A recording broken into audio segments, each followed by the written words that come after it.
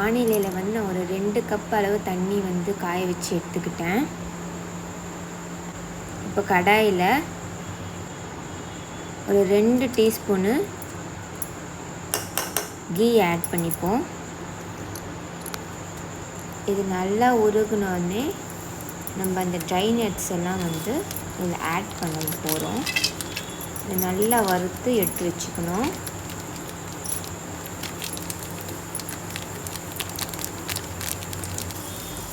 எல்லாம் பொன்னிறம் ஆகிற அளவுக்கு வறுக்கணும். இப்போ 1 கப்பு நான் ரவை எடுத்திருக்கேன்.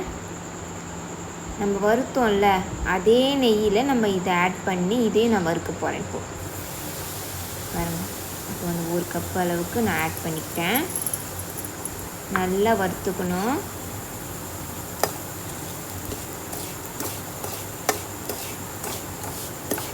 நல்லா வறுத்துக்கிட்டே இருங்க.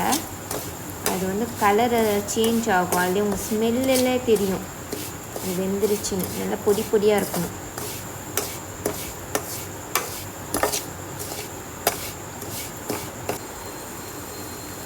பாருங்க எப்படி இருக்கணும். நம்ம எடுத்து வச்சுக்க அந்த சுடு தண்ணி இருக்குல்ல, அதை நம்ம கொஞ்சம் கொஞ்சமாக ஆட் பண்ணி கட்டி வராமல் நல்லா கலந்துக்கணும்.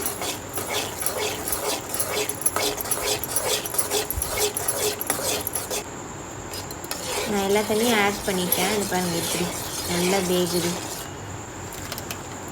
நல்லா வெந்திருக்கப்போ ஒரு சிட்டிகை உப்பு நான் ஆட் பண்ணுறேன் ஃப்ளேவருக்கு.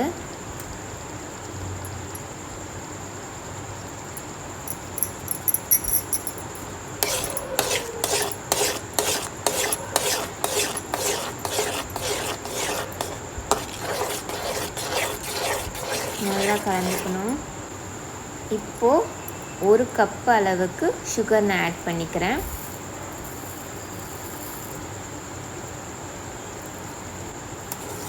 இதுவும் நல்லா கலந்துக்கணும்.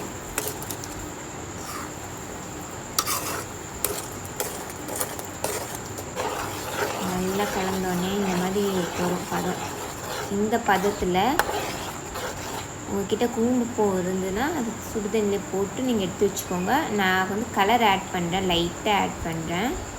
தண்ணியில் கலந்து லைட்டாக ஆட் பண்ணி பாருங்கள்.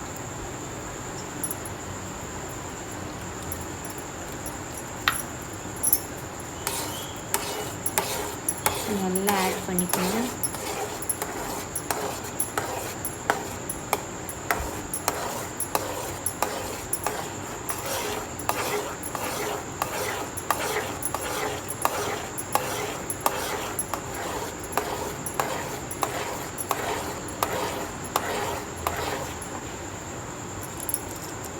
இப்போது ஏலக்காய் நம்ம ஆட் பண்ணிப்போம்.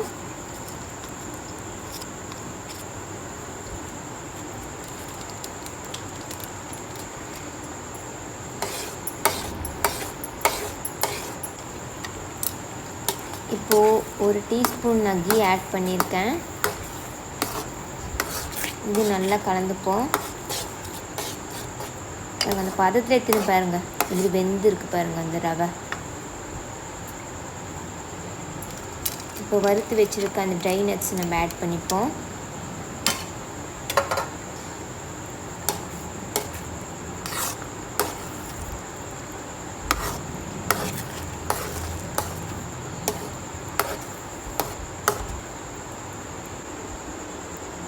சுவையான கேசரி ரெடி.